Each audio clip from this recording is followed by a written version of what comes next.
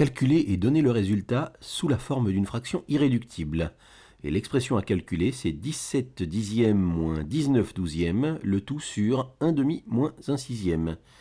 Donc, dans cette vidéo, on va s'exercer sur les fractions de fractions, c'est-à-dire les exercices sur lesquels des fractions sont à l'intérieur d'autres fractions, comme vous le voyez ici. Si vous pensez avoir une idée de comment faire, mettez la pause, allez-y, et comparez avec mon résultat à la fin. Ok, alors ce qui est clair, ce qui est sûr pour à peu près tout le monde, c'est que les fractions à l'intérieur d'autres fractions, on n'aime pas beaucoup ça, ça nous embrouille. Donc la première chose à faire, c'est de réécrire ceci sous une forme un petit peu plus normale, avec laquelle on va pouvoir travailler plus facilement. Alors qu'est-ce que ça veut là, vous remarquez que dans cette expression, on a une grande barre de fraction. C'est la barre de fraction principale, elle est plus longue que les autres, et elle est écrite exactement en face du signe égal. D'accord ? Cette barre de fraction, je vais la lire divisée par. Donc en fait, le calcul que j'ai à faire, c'est 17 dixièmes moins 19 douzièmes divisé par 1 demi moins 1 sixième. Et je vais réécrire ce calcul en remplaçant cette grande barre de fraction par un signe divisé avec 2 points, de manière à tout écrire sous forme linéaire et pas sous forme de fraction. Voilà, divisé, je peux l'écrire sous la forme de la grande barre de fraction, et je peux aussi l'écrire comme ceci. Et j'ai mis des couleurs pour bien séparer le numérateur et le dénominateur de la précédente fraction. Ça se lit, la dernière ligne qu'on vient d'écrire, je la lis de la même manière, 17 dixièmes moins 19 douzièmes, divisé par 1 demi moins 1 sixième. Alors il faut faire attention quand on fait ça de bien remettre les parenthèses. Cette fois-ci, nous avons besoin de parenthèses. Parce que si nous ne mettons pas les parenthèses, comme la division est prioritaire sous la soustraction, on va avoir uniquement le 19 douzième qui va être divisé par le 1,5, et c'est pas du tout ce qu'on veut. Pour avoir tout le numérateur divisé par tout le dénominateur, pensez bien à remettre des parenthèses. Voilà, mais maintenant on s'est débarrassé du problème des fractions dans d'autres fractions.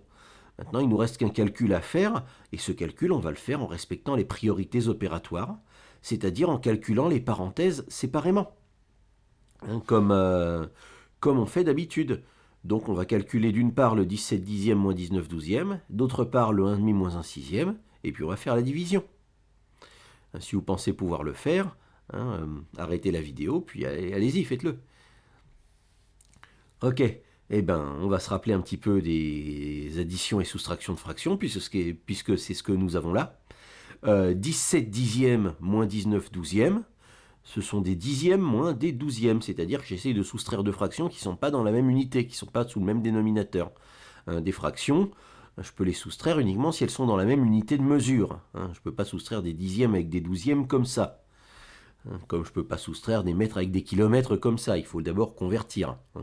D'accord ? Donc là, on va convertir, on va tout mettre dans la même unité, donc sous le même dénominateur.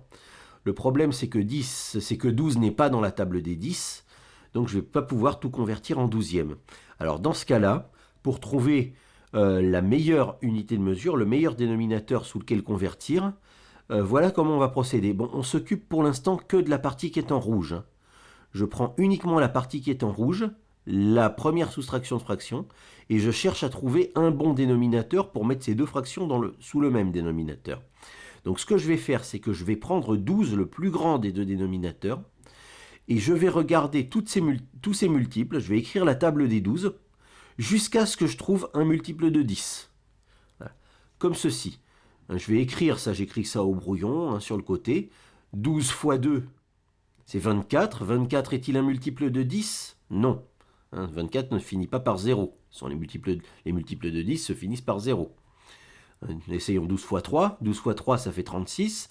36 est-il un multiple de 10 ? Non. Donc on continue. 12 fois 4 égale 48. 48 est-il un multiple de 10 ? Non. Donc on continue. 12 fois 5 égale 60. 60 est-il un multiple de 10 ? Oui. Donc là, à ce moment-là, je sais que ma fraction, mon opération qui est en rouge, je vais la réexprimer, je vais la réécrire en soixantième. Voilà. Maintenant, occupons-nous un peu de l'opération qui est en vert. 1 demi moins 1 sixième. J'essaye de soustraire des demi avec des sixièmes. C'est pas la même unité. Je vais tout remettre, cette fois-ci, c'est facile à voir, en sixième. Je vais transformer ma fraction 1,5 en sixième, et ensuite je pourrais soustraire des sixièmes avec d'autres sixièmes. Donc ce qu'on a dit, c'est que l'opération qui était en rouge, on mettait tout en soixantième, et l'opération qui est en vert, on met tout en sixième. Donc notre prochaine ligne va ressembler à ça. Un certain nombre une soustraction avec des soixantièmes, divisé par une soustraction avec des sixièmes, où la dernière fraction c'est un sixième. Comme elle est déjà en sixième, elle ne va pas changer. D'accord? Maintenant, comment fait-on pour savoir quel nombre se cache derrière les cadres bleus? On se demande, disons, regardons la première fraction, le 17 dixième. Ce 17 dixième, je dois le transformer en soixantième. Donc je me demande combien de soixantièmes ça fait, 17 dixièmes.